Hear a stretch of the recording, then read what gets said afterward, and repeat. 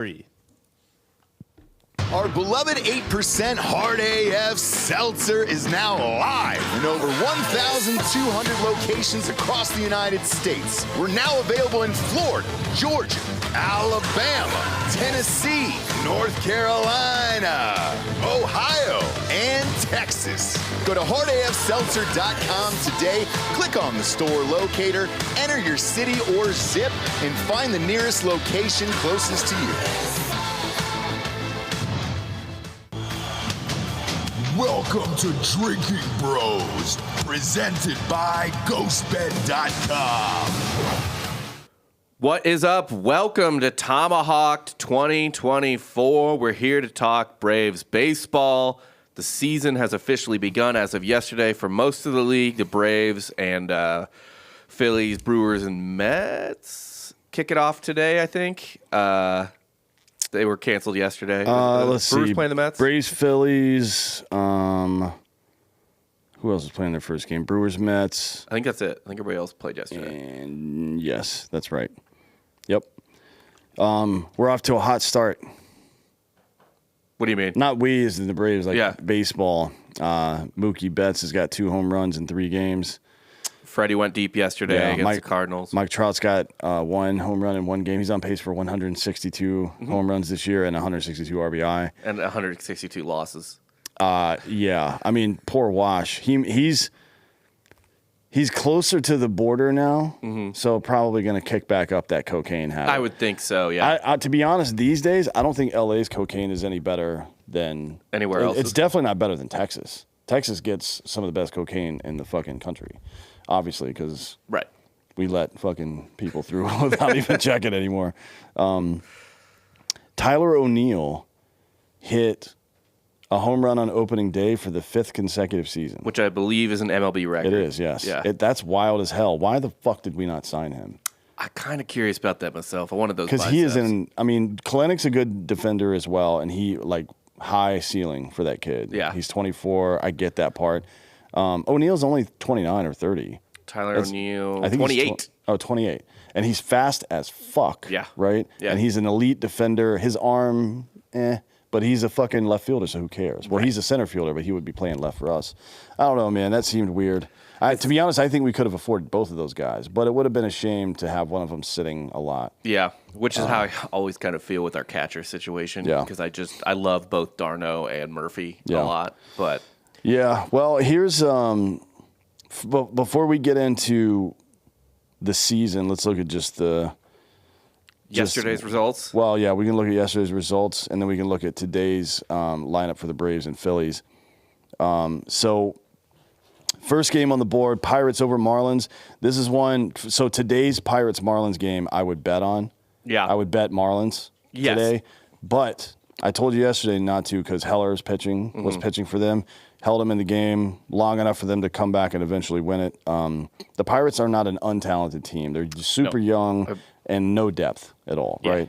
So on the right day, when their number 1 starter's going, they can win. They can, yeah. And I think most of their guys showed up. I feel like O'Neill Cruz had a home run. Yeah. Obviously, Heller pitched a good enough game. And, yeah, that was a game I didn't touch yesterday. We were both complaining before we got on mic that we both missed a parlay by 1 leg yesterday. Which was annoying as shit. But that was not one that I felt comfortable putting on there. We'll get to the one that I lost, and you'll see why I'm so goddamn angry. Same thing with the Blue Jays Rays with Barrios on the mound. Eflin's a good pitcher, but he's not a number 1 starter. He's a number 3 starter probably. Yeah, it might be a long season. The Rays are weird because more than most teams, look, they might only win 85 games this year because this might be the one year they fart and then they kind of rebuild a little bit and then go win 95 games again next year. But even when the Rays are really good, they're really tough to bet because you just never know. It's kind of easier to predict when some teams are going to put their wins together. And the Rays, I really never have any idea when they're going to stack wins. Now, granted, you're still fine betting them most days in those good years because they're winning 95 games. So But they win. It's the kind of team that wins a lot of games you wouldn't think they would, and then lose games sometimes. You're like, what the fuck? So I think last year I lost their leg of parlays killed me twice in 2 days. They're playing the Royals, who lost like 100 games last year, and they dropped the series to them. And it's just you just throw your hands. And I know that's baseball in general, but the Rays are kind of like baseball epitomized in that they don't make any sense. Yeah, random shit happens. Not a good team to gamble on for sure. Next up, Blue Jay, or I'm sorry, not next up, but on the other side, Blue Jays did really well. Good opening day for them. I mean, Springer is back to form. He has banged up a little bit recently, but he looks pretty good through spring. And they've got Vlad hitting second, which might seem weird to people, but keep in mind that over the course of the season, each higher batting slot you go into, you get about 34 extra at bats. So that's why Bryce Harper should be leading off for the Phillies and not a guy that's going to fucking strike out 200 times and hit 180.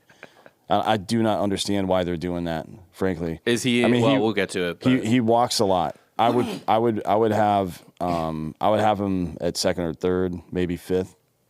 Yeah, like Schwarber. Yeah, I mean, like Harper, Trey Turner, out of the gate is causing problems for people. Schwarber is out. My assumption is you might want Turner first. Bryce Harper's a better hitter than Trey Turner. I agree. You want your best hitter getting the most at bats, in my opinion. I think Turner on base is going to get Harper better pitches. You know what I mean? Maybe. With the pressure of the fact that Turner can walk to third base. Maybe, but you've got Real Muto behind them, and then Schwarber. So, I mean, it's like... and then Castellanos. Yeah, Castellanos. I mean, they've got Castellanos hitting seventh tonight. We'll get to that later. But anyways, I don't like... The Blue Jays are going to put up numbers this year and lose the American League East by 10 or 12 games, probably, right? Yeah. It's just kind of how they roll. Blue Jays are the type of team where they're like the middle to above average team where unless an ace is going or they're in a slump or both, I don't feel comfortable betting for someone to beat them. But they're not going to be good. So, like, I would feel comfortable betting them to beat, like, the Royals or Nationals or something. Yeah. But, yeah, they're going to be a tough team to gamble on as well, I think. I kind of expect them to win about 89 games and maybe get the last playoff spot. It's going to be right? Yeah, it's going to be tough though because if the Yankees play well at all, if they can stay healthy, that's competition for them. The Rays are going to be competition, and then the West is just better. Yeah, I mean, they've got three teams over there that's solid. I will say to the Blue Jays' organizational credit, they're willing to make moves. So if they're in the hunt, they'll probably be trying to do something. Yeah, we'll see how it goes. Next up, this was on my parlay. Orioles over Angels. I mean, you can take that no matter who's playing. All day.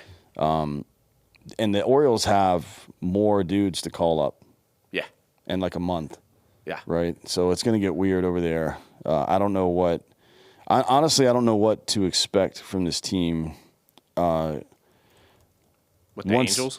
No. The Orioles, once Jackson Hollaway comes up, and then there's one other kid that's 20 or 21 that they're going to bring up, and then there's a pitcher that's 22, I think, from college, that are all coming up. They're probably just manipulating their service time right now, frankly. Almost certainly. But it's going to get fucking real. Yeah. Like, Jackson Hollaway is a goddamn stud. He's a shortstop right now, and they've got Gunnar Henderson at shortstop. I fully expect, and that Urias guy had he had a pretty decent year last year, I think. Yeah, he had 264, OPS of 700 for third base. My assumption is, as soon as Jackson Holloway's service time kicks in, he's going to short. And fucking Gunnar Henderson's going to third. That's my expectation. Almost certainly. And that's going to, then they'll have Gunnar Henderson, Jackson Holloway, Adley Rutschman, Mountcastle, Santander, Austin Hayes, fucking Cedric Mullins hit a 3-run tater last night. You also might see them rotate them between shortstop and DH. I see they pinch hit for their DH last night, so it's clear they're what are you calling it? all Platooning their DH. Yeah. But and the other part of that is that all their best hitters actually play good defense. Yeah. Which is not a bad situation. They're all fucking 22. Yeah. They can all move. But this one, that's an easy one. Interestingly, for the Angels, and I don't know if this is wash tinkering or what, but Rendon is leading off for them right now. And then Aaron Hicks, who's got some talent. Mike Trout, who left the game for some reason. Who knows with that man? After hitting a home run. But this team is it's hard to even look at this roster, to be honest. The things that Trout, I don't even know what to say anymore. This poor guy. Get out of there, man. Get the fuck out of there. You've done all you can for that place. Yeah. What is it? It's like the line from The Dark Knight Rises. Like, you don't owe these people any more. Yeah. Anne Hathaway just begging Bruce Wayne to leave Gotham. He's going to carry that nuke out to sea, though. Well, the problem is, if he leaves, he's going to Philly, probably. So let him die in fucking Anaheim. Next up, I stayed away from this one, too, because these teams suck. Tigers and White Sox. These are two of the worst teams in baseball. I stayed away from it. I was very close to betting it because I love Scooball. Tigers starter. I mean, he looked great. And the White Sox, and they're terrible. Are maybe the worst team in baseball. This might be the worst team I've ever seen. Actually, it's like I really think they're going to lose at least 110 games. I'm trying to find a bet on that right now. The only problem with that assumption is that their schedule is loaded with other mediocre teams. Yeah, but Kansas City's not as bad as they used to be. No. Minnesota's going to light them up. I mean, the Tigers are not good. I think the Tigers will float. They'll get near or right at 80 wins. Yeah, that's probably right. So I mean, this is like if you look up and down the White Sox team, other than Eloy Jimenez and Benintendi, they're all replacement guys. Yeah, like they're all platoon guys. Essentially, like Kevin Pillar's starting in right field for them. Nicky Lopez is starting at second base. Martin Maldonado is starting at catcher. Mm-hmm. These are all these are all bench players. The White Sox are a bet against them all year team. Yeah, pretty much every game you're safe. Anytime you see the fucking Astros. In fact, the Braves get them this week, so I will be betting those games. Oh yeah. Anytime you see like the Astros, Dodgers, Orioles, Braves, fucking any. I mean, I don't know about their other AL Central counterparts because that's kind of they're closer but like the anytime they play any other division, pretty much you roll. But to be honest, I don't know that you can't say that about the Angels as well. I feel the same way. Man, they're so Sandoval is their number one, and then Griffin Canning is their number two. It's bad. He's a long reliever. Essentially, the way I don't know if you were familiar with this guy, but the way he pitches, he's got the stuff of somebody that you would have either as your number 4 or 5 starter or a long reliever, like a mop-up guy. And I think the Angels on any given day, unless their number one guy is pitching, you can pretty much bet against him as well. Yeah. Twins, Royals, I did have that one. The Royals are definitely improved from last year, but the Twins are the Twins. They're better, right? Especially the top 2 in their rotation. They're going to beat these teams. So this one's a pretty easy one. I don't know if you bet this game or not. That one I didn't, just because I thought maybe opening day would be a little weird. Here's the thing with the Twins early in the season. Byron Buxton's still on the field. Yeah, true. Right? For at least the first month or so. Yeah. And he's going to hit 30 home runs in the first month. So. Yeah. I'll tell you another reason I didn't take it is it was Royals opening day. I mean, yeah, Kansas City usually plays well at home too, even when they kind of suck. Good fans, and there's a little bit of hype around the team because they made some moves. So I was kind of just like, the Twins are fine, but I don't know. I mean, it was a good bet. Obviously, it hit, but that scared me enough away. Well, the next one was I thought a good bet. But this is why I bet these parlays pretty much every day of the whole season because it's essentially a lottery pick because you never know what's going to happen. It's like betting on golf. But the Yankees at Houston. Houston has Framber Valdez going, who usually carves up the Yankees. He didn't have a bad game, but he didn't go very long either.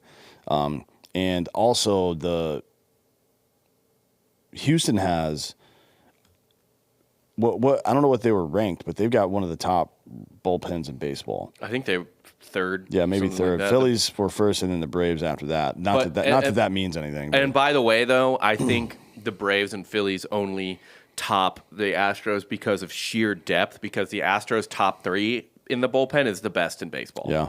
So that's two things fucked me last night that are completely out of the ordinary, but this is why we love and watch baseball. Montero blew a save, gave up a run. Yeah. Then Presley gave up a run and lost the game. And then to save the win, Juan Soto threw somebody out on the base paths. Which is like that's like having Nolan Ryan pitch to your child, and your child takes it deep. Like, what the fuck, man? just doesn't happen. I was so goddamn mad. I was actually I was just like watching it on my phone, and I saw that pop up on ESPN's app. Yeah. And I'm like, I don't think so. That doesn't sound right. Like, I'm looking at this, and it's not. I don't think so. But what are you going to do? You know. Yeah. That's just the way it is. And the Yankees looked okay. They didn't look bad, but look, they're not a bad team. They should make the playoffs. It would be a disappointment if they did not make the playoffs. I think low 90s wins for them. Yeah, tough schedule. Maybe high 80s because they're in the East, Yeah. but they'll beat up on the Central like everybody else. Nestor Cortez is a fucking joke. He doesn't belong in baseball. He's terrible. Yeah. Like he's nothing but a gimmick guy. He's like, he throws confetti in the air and tries to throw the ball through it to get you out. It's fucking stupid, and I hate him so much. And he got rocked yesterday. Well, not rocked. I mean, 4 runs in 5 innings is not good. Next up, Giants at Padres. I didn't bet this one either because coin flip game to me. It's a coin flip at the top of their rotation. Although I don't know if you saw that 2-seamer Logan Webb threw that it ran back across the plate 22 inches on a fucking 95 mile per hour sinker. I mean, that's a screwball basically, right? Yeah. But Screwballs don't go 95. No. He went 6, 2 runs, looked great. Yu Darvish looked great. One of our old friends popped up for the Giants this game to blow it. To blow it, who, Jorge Soler? Luke Jackson. Oh, God. Oh, he's pitching in baseball still? Yeah. Well, yeah. his ERA is now infinity. Yes. But to me, it's always been infinity. He got 0 outs and gave up 3 runs, which is pretty much on brand for him. And the Padres, I don't know. We'll see with them. They're 2-1 now. They took some off the Dodgers. Yeah. I don't know. I still don't think this team has an identity or a leader or anything like that.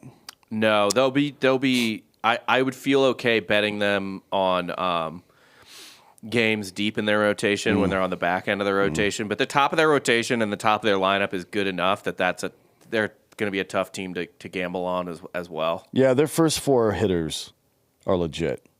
Bogart, Tatis Jr. obviously, Cronenworth is good. Machado is good. I think he got MVP votes last year, right? I think he did too. Like third in MVP voting, or something like that. Yeah, I mean he's excellent. So that's a tough team to bet. That's why I stay away from this game because I mean anybody those are 2 even teams as far as I'm concerned. Yep. Next up, Cardinals at Dodgers. I won this one too. Yeah, no problem. I like that McCollus guy. I don't dislike him, I'll say. Yeah. But I don't think he's a number 1 starter. Don't like him on opening day. Probably a 3rd starter, and this lineup is fucking again, 1 through 5 they're crazy. After that, it's kind of the Dodgers. Yeah. I mean, Teoscar Hernandez, James Outman, Jason Hayward, and Gavin Lux. I'm not afraid of it. Those are 4 outs there. If you've got a good bullpen late in the game, and then on the Cardinals side, they've got Goldschmidt and Arenado. And I feel Donovan had a good year last year. Brendan Donovan had a good year.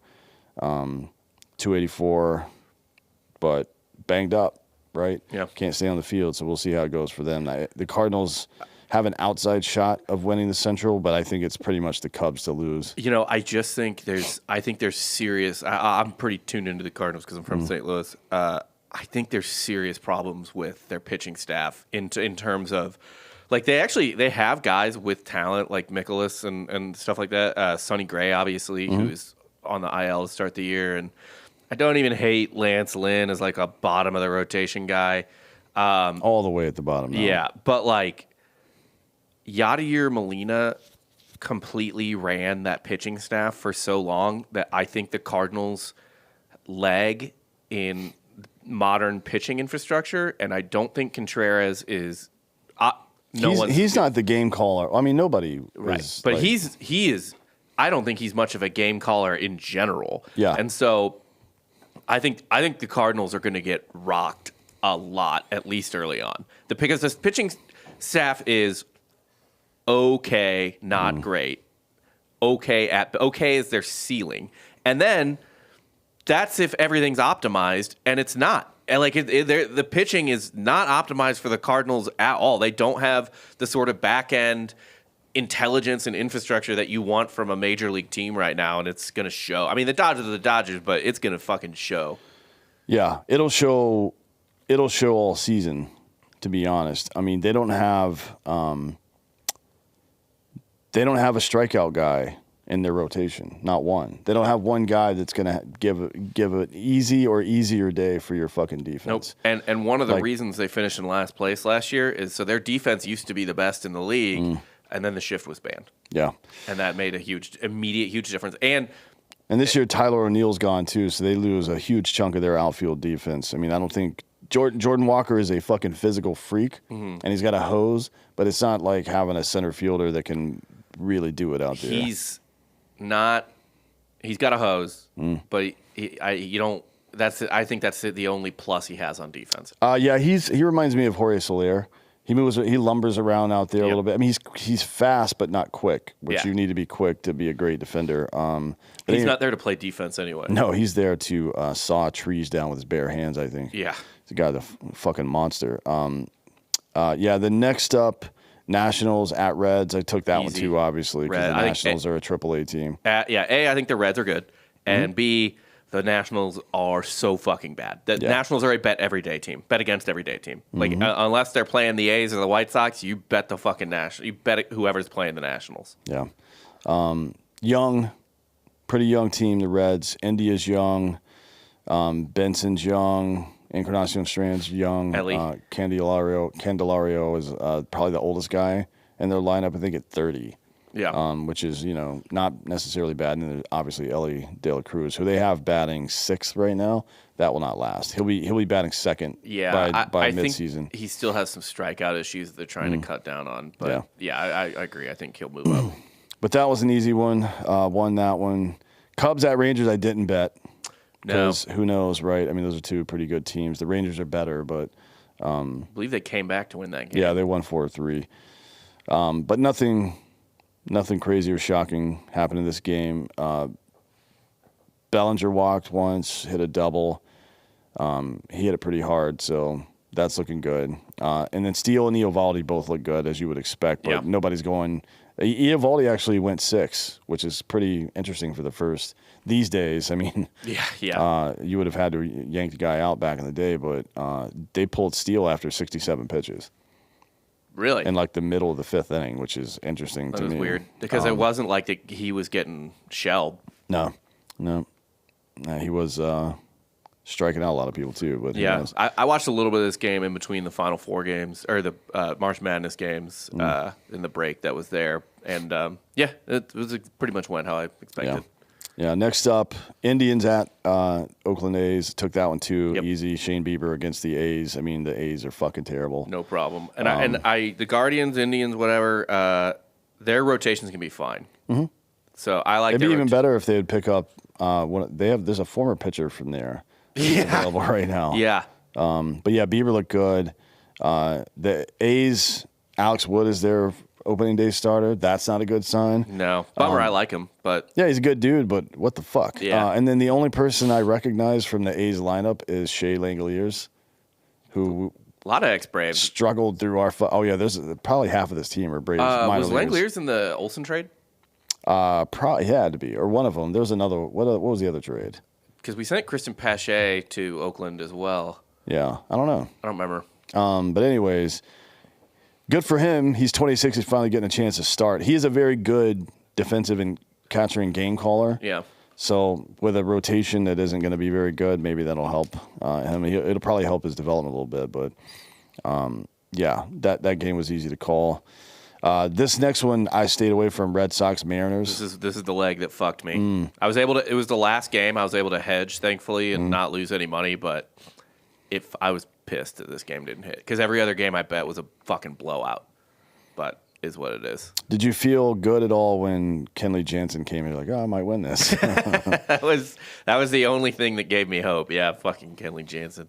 Luis Castillo got pushed around a little bit. The Mariners, I think they're going to be good this year. I think they're going to threaten for a playoff spot, but I don't necessarily have a ton of faith in them still. They kind of choked away a playoff spot last year. They're a tough team to bet. Had Luis Castillo not been pitching, I would have stayed away from this game. Yeah, same. If it were, I don't know, this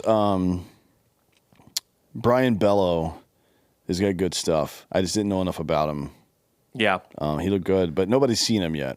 I don't think anybody on the Mariners had faced him yet. I don't think. Maybe last year, but anyways, I don't think the Red Sox are going to be very good either. And then last from yesterday, Rockies at Diamondbacks, another easy bet win against the Rockies every fucking day. Yeah, they're bad. I mean, man, Charlie Blackmon, Chris Bryant, and then question marks. It's awful. I mean, there's some bad teams in baseball right now. And then the Diamondbacks did everything they needed to in the offseason. Yep. They kept the players they needed to, kept Gurriel, kept Walker. Bottom of the lineup is not great, but scrappy. I mean, they put some tough at-bats up there. And they've got a great top three in their rotation because they added Jordan Montgomery. Yeah. Did that happen after our show last week, the preview show? It did. Oh, it happened like 30 minutes after we went off air. Yeah. After we finished recording. Dude, the Diamondbacks with that top three in the rotation, like I expect them to be in the playoffs again. Yeah. Yeah, and then, they've got some stalwart veterans on this team, too. I mean, everybody's kind of a playoff veteran now, but Gurriel's been around a while. Eugenio Suarez has been around a while. Christian Walker's been around a while. And they've got scrappy little dickheads like Perdomo. I mean, this is a potential World Series team. Like, no shit. Better than they would have been last year, for sure. Oh, they are a better team than they were last year. No, I mean, like, literally a better chance of winning the World Series, not just being a better team. Yeah. So that's all the games from yesterday. Do some sponsors, and we'll talk about the games today. Yeah, well, we make these bets on mybookie.com. Go to mybookie.com. Use Drinking Bros to double your first deposit up to $1,000. That means you put in $1,000. They will give you a free $1,000 to play with. If you only want to put in $50, they'll toss you an extra $50. They're just going to match what your deposit is, up to $1,000. We bet baseball several times a week. We will drop our picks into the Drinking Bros Sports Facebook group. I probably bet like one or two parlays a week. It just depends on the pitching matchups. And, sometimes there'll be big parlays, 6, 7, 8, 9 teams. Sometimes, if I don't like the matchups, it might just be like 2 or 3 teams, just depending on the day. But yeah, mybookie.com is where we make those picks. Also, March Madness going on. I kind of low-key like both underdogs early on today in the 6 o'clock games. NC State over Marquette and Gonzaga over Purdue. I might lay that because I don't think I'm going to bet today's baseball games. I kind of like Saturday better because Orioles and Angels aren't playing today, and I'd like to have that leg. Yeah, a couple of freebies. Yeah. But yeah, either way, mybookie.com is where we do that. And then starting in April, so basically next Friday-ish, I think, me and Delco Dan will be doing a weekly blackjack show. Mybookie.com has a live casino, not like a digital casino where it's like, a game of solitaire on your computer or whatever, like digital cards flipping over. It's a camera on a live dealer at a third-party casino location, and you bet on it. You are playing blackjack through your computer at that table. It's awesome. We used to play it at our old job. It's really fun. So we're going to be doing that through MyBookie. You can join us. I think maybe get on our table or something like that. I have to get the exact details, but you can watch us play live and shoot the shit. It's really fun. They have a really fun casino, the live stuff. So MyBookie.com, double your first deposit up to $1,000 with the promo code Drinkin' Bros. And if you haven't accepted your invite for fantasy baseball, you got to do it. Yeah. Otherwise, you can go fuck yourself. I'm going to leave the Braves game for last here for today. And we'll go through the other ones. I'm going to bet. I'm going to parlay today. Blue Jays at Rays, probably not taking that one. Although I think Bassett is the better starter here. Mm-hmm. But that's just a tough game to bet. It's just kind of I might bet it straight up just for shits and gigs, but I'm not going to put it in parlay. Pirates at Marlins. I am going to take the Marlins in this parlay. Okay. Perez came over from the Rangers.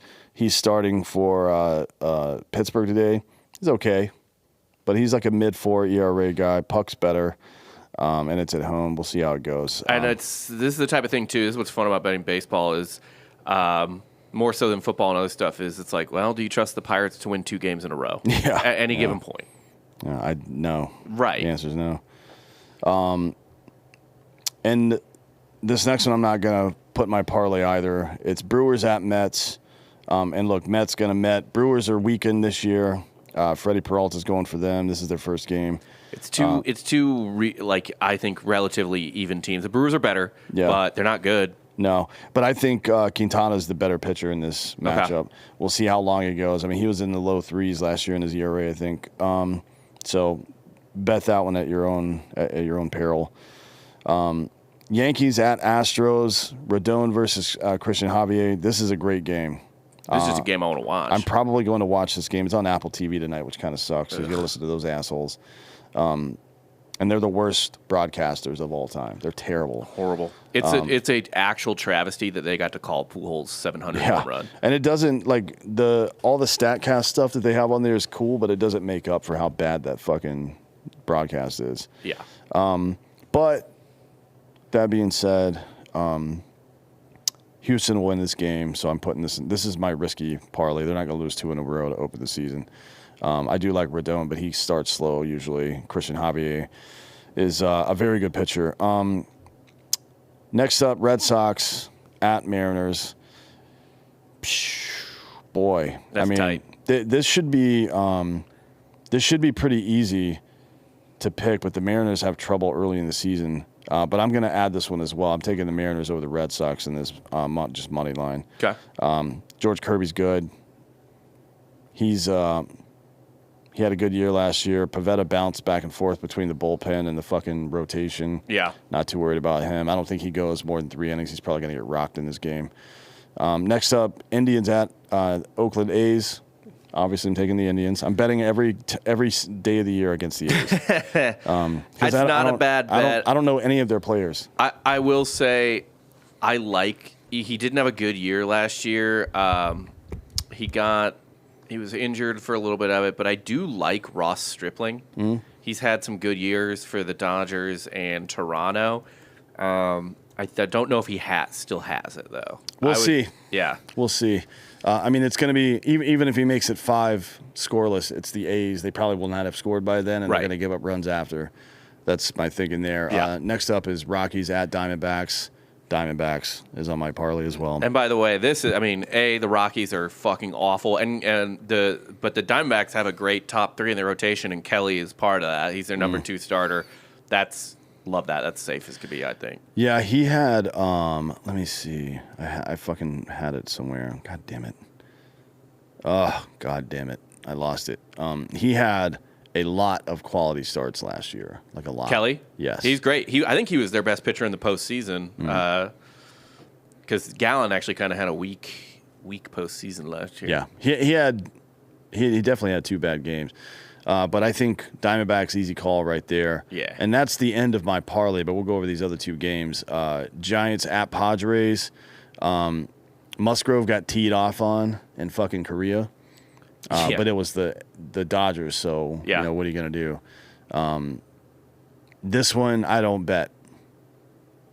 But the Giants are favored in this game. I just don't like this matchup in general. I'm sorry. The Padres are favored. Excuse me. Yeah, they're the home team, right? Yeah. Yeah. I don't. Yeah. This is. It'll be an interesting game to watch because Harrison for the Giants. Now they signed some people, Blake Snell, for example, right? Right. And Harrison's still in that number 2 slot, and he's 22 years old, so they got a lot of faith in this kid. Mm-hmm. So this will be an interesting game to watch because the Padres' first 5 are pretty good hitters.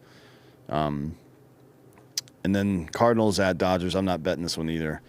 I don't like that one, but I like the one that I'll give you my picks in a sec. But the one tomorrow is probably going to be a better Yes. game.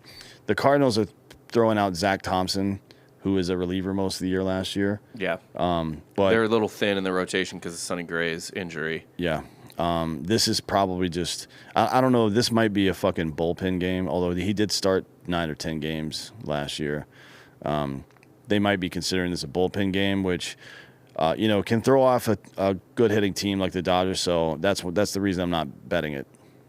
That makes sense.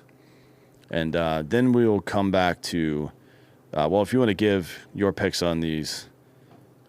So I don't have or at picks. least what your parlay. I guess you're not betting a parlay. I have 2 parlays for you this week. Though I don't like today's games a ton because you lose 2 really good legs in the national Reds at Nats or Reds over Nats and Angels or Orioles over Angels. I hate not having those legs in there because I love both of them. So Saturday's games: Reds over Nats, D-backs over Rockies. I like the Dodgers over the Cards on Saturday because it's Yamamoto for the Dodgers. I know he got roughed up in his first start. Don't care. And Lance Lynn's fat ass is coming back to L.A. for the Cardinals. I think he gets absolutely bombed. Astros over the Yankees. I think the Astros, the 3-game series, obviously. I think the Astros are going to win the series. But even if they don't win the series, I don't think they're going to get swept. So I'll take it. And then Orioles over Angels. We've talked enough about how the Angels are fucking nobodies and the Orioles are very good. The Orioles a little deeper into the rotation, so not as big of an advantage as, fucking Corbin Burns being on the mound. But that I like for Saturday. That is a 1, 2, 3, 4, 5-team parlay. There's some good series in the middle of the week as well. I haven't picked a day yet because all the pitching matchups aren't out. But at some point in the middle of the week, and I'll drop it in Drink Roast Sports, I like Orioles over Royals, Braves over White Sox, Red Sox over A's, Cubs over Rockies, Astros over Blue Jays, Dodgers over Giants. I'm going to look for the right day, depending on pitching and stuff like that. But I like all of those series. I think at some point in the week, all those teams will win on the same day, essentially. Yeah. That seems like a good bet to me. And then there's some other interesting shit going on too. Mike Soroka had a really good spring. That's why I don't love Tigers White Sox on that Saturday. Tomorrow, game. yeah. Maeda's good too, but that's a weird game. Yeah. That's a weird game. I mean, it's 2 shitty fucking teams, but I might not just be able to bring myself to bet against Mike Soroka yet. yeah. I might be able to in time, but and look, it's not like the White Sox have any ability to score runs. So Yeah, I mean, they've got a puncher's chance because they'll hit some home runs, but right, but Soroka could be brilliant. Go out there, seven innings, 2 runs, and lose the fucking game because that's who the White Sox are. Yep. Now, as for today's opening day Braves game, I'm liking the look of this. The only guy that really hits Strider well most of the time is Bryce Harper, right? Typically. Yeah. Who hits everyone well, pretty much. Schwarber doesn't hit him well, strikes out in about half of his at-bats. A little more than half of his at-bats. Same thing with Real Muto and Bohm. Trey Turner can't hit him. He's like 3 for 20 in his career. Castellanos is low 200s. Brandon Marsh, surprisingly, but he's a contact guy. That's not shocking. Yeah. That he just serves it up. Well, and like we talk about a lot with Strider, sometimes you just got to put the bat on the ball and let him do the work because he throws it so goddamn hard. I mean, I think that we'll see how it goes now in the regular season. Now the regular season started, but I think that curveball to left-handers is going to offset some of that shit. Yeah. So we'll see. Now on the other side, the Braves are running out their a new lineup this year, although they've used this one before to some degree. I think later in the season last year. So Acuña's leading off, obviously. Ozzie Albies, Austin Riley, Matt Olson, Ozuna. Harris is hitting 6 now. Murphy's moved down to 7 from 6. I think they flip-flopped those two. And then Arcia, who hit like 5 home runs in spring. Yeah, I'm hoping we see first half Orlando Arcia because Yeah. he kind of fell off a cliff in the second half last year. Yeah. And then Jared Kelenic, who's never faced Wheeler before, so this might be a tough day for him. Yeah. Although he has looked good in the back half of spring. Nobody on the Braves really hits Wheeler consistently, but Acuña hits a lot of home runs off of him. It's Acuña, Riley, and Olson are all, 250 and above? Yeah. And everyone else is grim. Yeah. So I'm not betting this game, but it will be a fun one. It's gonna be a fantastic game. There is though. I wanted to ask you about this. What do you think about the prop on Strider's strikeouts? It's 8.5 over under. I'll take the over on that. Yeah, the odds for 8.5 over is -145. So the book thinks it's gonna go over too. Yeah, of course it is. What about? Let's see. Let me find that game. There's a bunch of props in this game. Let's see. When will the first run be scored? That's stupid. Race to 7 runs. I don't think anybody's scoring 7 runs in this game. Race to third. Winning margin, nope. Nope. Oh, where are the player props? Where am I at here? Oh, here we go. Game props. I like, this is a bet that I take sometimes, but it's a coin flip. Odd, even, run total. Right? Yeah, a literal coin flip. Yeah, but it's like odd is -180 and even is +140. Yeah. So I always bet, I'll throw like 10 or 20 bucks on whatever the best odds are, just because who the fuck knows. Let's see. They've got some alternate lines. I wouldn't fuck around with those for this game. It's too early in the season for that bullshit. Yeah, and honestly, in general, with baseball, the two things I like to do is just player props and then parlays, money line, and all the parlays. By the way, money line. We are not doing +1.5, -1.5 on runs. Don't bet that. We are betting money lines all season. That's the way to go. Baseball's unpredictable enough. It's so fucking hard to predict how many runs a team's going to win by. And in baseball, there's no such thing as, in any sport, there's no such thing as a bad win, kind of. But in football and basketball, you could argue, like, why the fuck did they only win by a touchdown? Why the fuck did they only, whatever. But in baseball, it doesn't matter. Win is a win.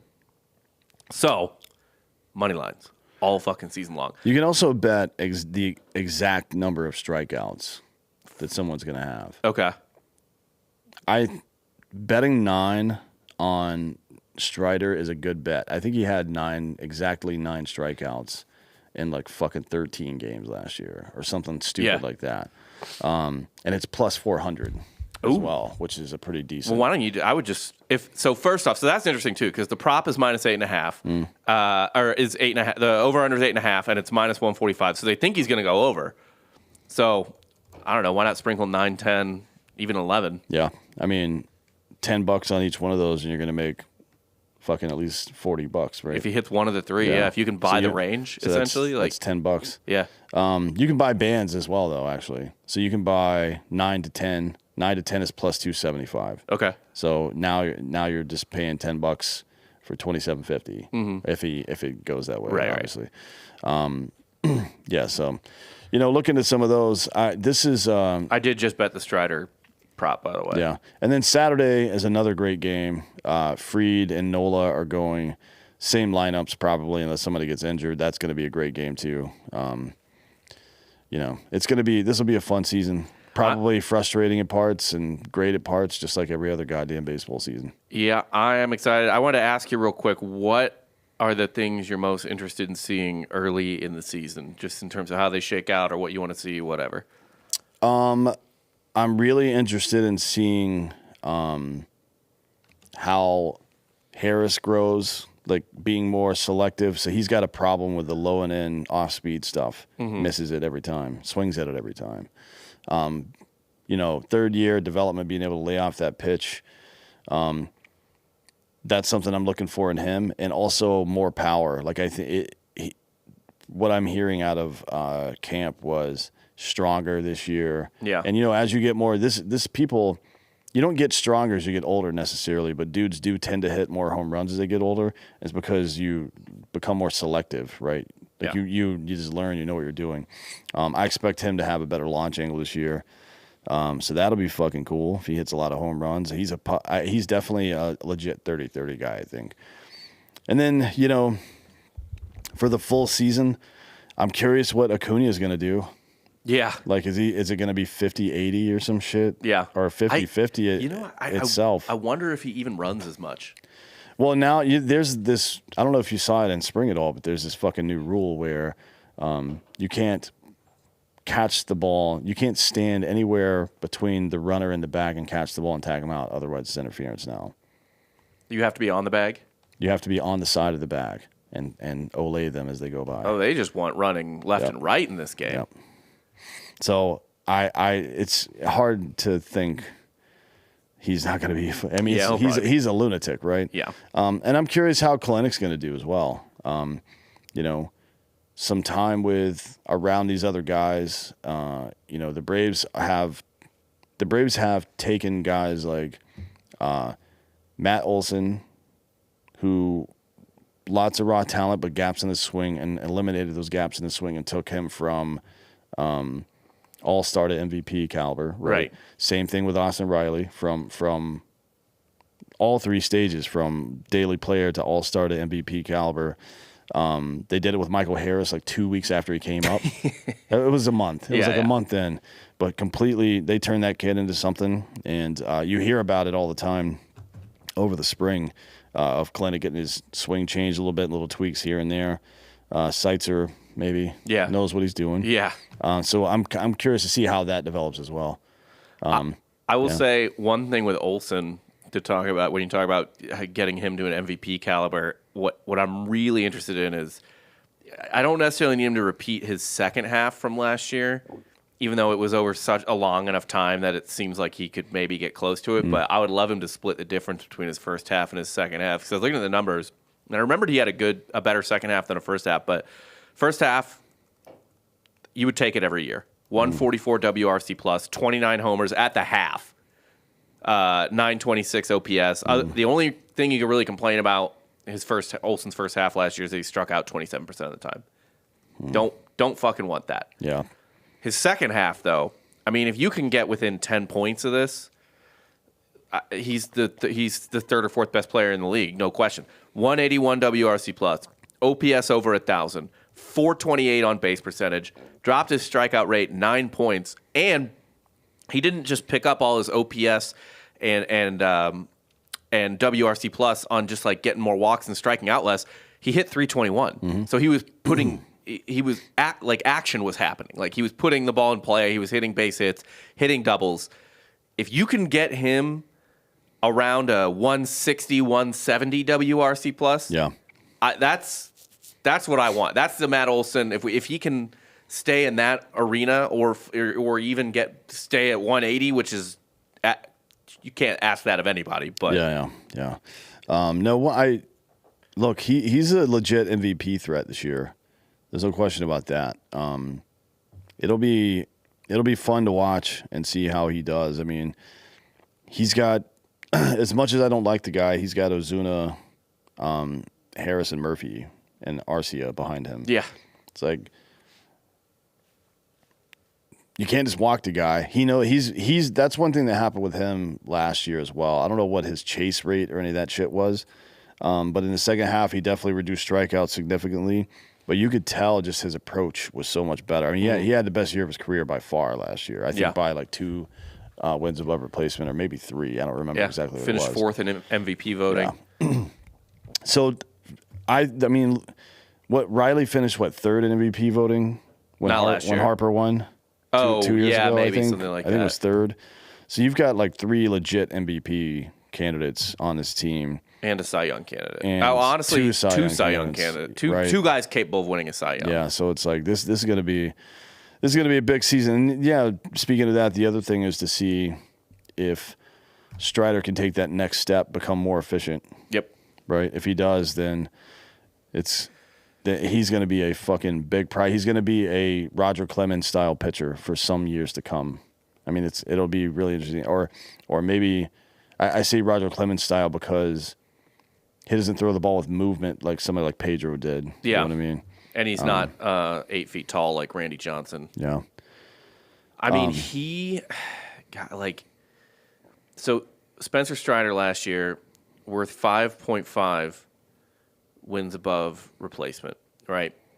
He pitched 32 games, so started every game, won 20 of them, but he only went 186 innings in 32 games. Yeah, I mean, I think they need to let the kid loose. You get 20 more innings out of him. Yeah. You're looking at a guy touching 8 in wins above replacement, Yeah. probably. I mean, like with the amount of strikeouts he gets, right, yeah, for right. sure. And if he improves the way he does, normally, like if he improves the way you would just expect someone growing to improve. He's only 25, 24. I think he turns 25 this year if he is not already. And honestly, the only thing he has to do is, I mean, his homers per 9 shot up a bunch, but yeah, he's very close to putting up a just insane season. Yeah. I mean, look, but if he becomes more efficient, then, we're talking about some of these older wins above replacement seasons that we saw in the 90s. Now, everybody was on steroids and shit, but there was some 10s and 11s out there, I think, from Kurt Schilling one year when he had more wins than walks. Yeah. I think Randy Johnson had one. I think Pedro had one that was like 10.3 or something like that. I don't know if we're going to get to something that high, to be honest. No. Because that's start to finish dominance. You just don't see that shit very much anymore. And honestly, it's at this point probably asking a lot for him to get higher than essentially 200 innings. Only 5 people in the major leagues threw 200 innings last year. Yeah. Which is insane. That is weird to me. I mean, in fact, Spencer Strider was still in the top 20 of innings pitched last year. Yeah. I think they should let him. I don't know, man. Maybe I'm wrong about this, but Tom House and Nolan Ryan used to say that your arm will rust before it wears out. Right. And Tom House didn't do much in Major League Baseball. He was like a lefty reliever or some shit, but Nolan Ryan did. And granted, he's a freak, but he wasn't just a freak. Like he had a severe. He snapped the tendon in his forearm in his second season in the league and had to miss the whole year. Came back. He didn't have any major injuries after that because he started taking it seriously and working out all the time. Yeah. It wasn't like he was just – he's not LeBron. He's a big dude for sure, but he wasn't built like that. I don't know. I feel like the fact that Strider generates most of his power with his legs is probably a good thing. Just let that motherfucker throw 110 pitches a game and see what happens. Just let him go. It's very irritating to see guys get pulled out. What was the when Donnie Dust was on the show the other day, that spear he was throwing where it had Adelon. What? Adelon. Okay. That is kind of like Spencer Strider, right? Like Spencer Strider, because it's a 2-piece thing, you put the dart in the Adelon, I think is the thing it's called. I feel like his legs are like the Adelon, and his arm and ball, they're like the dart. Like he's not really using the arm. I mean, he is obviously, but like you said, the power is coming from the Atladdle. The power is coming from the fucking legs. Yeah. Yeah, I mean, he's creating massive leverage there, physics. So we'll see. I don't know. I feel like if you look over the last 25 years at the league leader in innings pitched, it is dropping precipitously and for no reason, in my opinion. Like we don't have more better pitchers than we had before. We have better pitchers than we've had maybe, or guys at least throwing harder and with more movement. Yeah. But we don't have more pitchers that are better. So I just picked a random year from the 90s. Last year, 5 dudes threw over 200 innings. In 1990, what'd I do? 43. 43 guys threw 200 innings or more in 1997. And how many was it this year? 5. That's not great. No. That's kind of I embarrassing. mean, the leaders were, I don't remember who Pat Henkin is. But Pat Henkin, he was starting pitcher for the Blue Jays. Yeah, him and Clemens on the Blue Jays both threw 264. Smoltz came in third at 256. And then R.I.P. Darryl Kyle, 255.2. Yeah, I mean, all these, even Pedro. Pedro's fucking Like fragile ass, 241.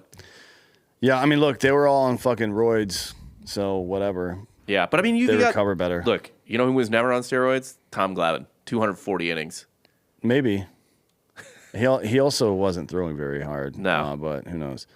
I don't know, man. I feel like you're not doing. I don't think there's. Some people think of your arm like a heart. Like there's only so many beats in your heart, right? Yeah. So work out, keep your blood pressure and heart rate low. It'll elongate, improve your life, whatever the fuck. I don't think it's true that there's only so many throws in your arm. You know what I mean? Agree with that. Like, especially not with modern medicine and shit. I don't know. By the way, you know who else was on this list of over 200 innings pitched that I just randomly... In 97, yeah. Kevin Brown, Greg Maddux, all those guys. Randy all those Johnson, guys. Kurt Schilling, pretty much everybody who was good. Well, wasn't hurt there was that a particular gentleman. year. I'm trying to figure out if it's the same. Yes. Yeah. Okay. One of the guys who threw 200 innings, a man named Bobby Witt Sr. Oh, wow. Yeah, for the Royals probably, right? Rangers. Rangers, I mean, yeah. Yeah, he was there for a while. Yeah. 200 innings. But he was, see, that's the thing. What was his ERA that year? It was over 4, right? I'm sure it was bad. Let me check, though. So Bobby Witt in 97, 4.82 ERA. So they were just like, it's your game, bitch. Get out there and win it. Yeah. Well, Is what it is. we live in a different kind of world now. All right, well, that's pretty much all I got except for R.I.P. Chappie, you know. Who? Chappie, man, he's gone. The robot? No, motherfucker. Iron Eagle? Oh, yeah. Fucking Lou Gossett Jr. kidding me? Yeah, I think we're talking about that on the main show today. For Dan Hollaway, I'm Rob Fox. See you later.